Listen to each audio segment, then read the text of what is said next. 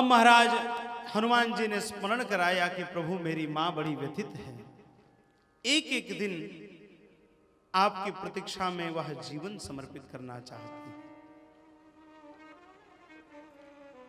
महाराज कृपा करिए आप। अब इधर चलने की योजना बनाई गई कि चलो अब समुद्र पार किया जाएगा, सेतु का लंघन किया जाएगा। महाराज इधर जब विभीषण भगवान के पास आए तो पीछे रावण ने 2 दूतों को भी भेजा था। अब तो महाराज आए थे वो भगवान के भेद को लेने, और यहां उनके ही जीवन का सारा भेद समाप्त हो गया और हो गए राम जी के भगत। अब बानरों को तो प्रवृत्ति पता नहीं थी, बानरों ने पकड़ लिया दोनों को। दोनों उन राक्षसों को पकड़ा और नाक कान काटने जा रहे थे तो उन्होंने राम जी का शपथ दे दिया कि राम जी की शपथ अगर हमारी नाक कान कटी। देखो जब तक रावण के पास थे तब तक तो नाक कान कटने की संभावना थी।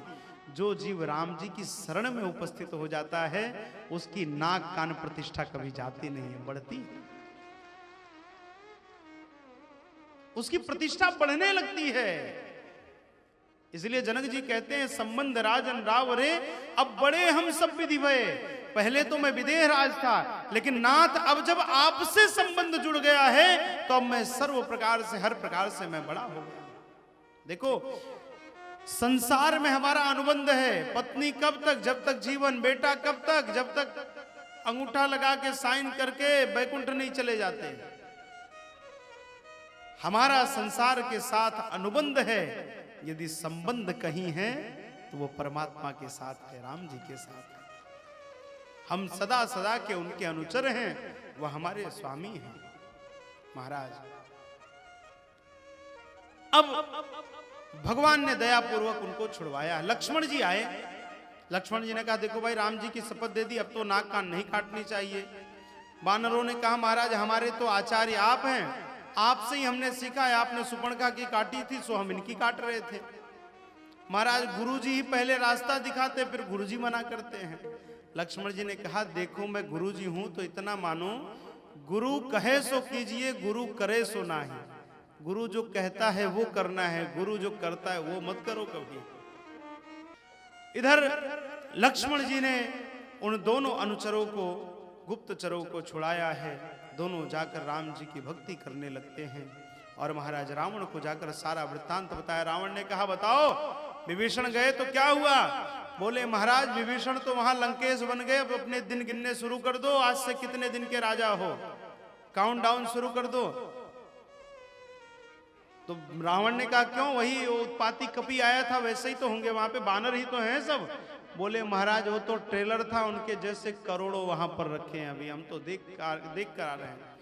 पदुम 18 जूथब बंदर, महाराज वो तो एकमात्र छोटा सा बंदर है, और वो भी इतना सब करने के बाद लज्जा के मारे राम जी को मुख नहीं दिखा रहा है कि मैंने रावण को मार नहीं दिया है। महाराज रावण बड़ा हतप्रभ है। इधर परमात्मा आए हैं सागर तट पर। अब सागर पार किया जाए तो कैसे किया जाए? देखो फिर जामवंत जी ने युक्ति सुझाई है। समय कम है, कथा को बढ़ाना है। जामवंत जी ने युक्ति बताई। बोले महाराज हमारे यहां नलनील नामक 2 बानर हैं, उनको ऐसा अनुग्रह है, संतों का आशीर्वाद है कि वो जिस पाषाण पर का स्पर्श कर देंगे वह पाषाण सागर पर तैर जाएगा। महाराज योजना बन गई। बानर बड़ी बड़ी शिलाओं को उठाकर लाते हैं और ला करके उस सागर में नलनील को देते हैं। नलनील उसमें राम नाम लिख करके जब सागर में छोड़ते हैं वह पाषाण तैरने लगते हैं।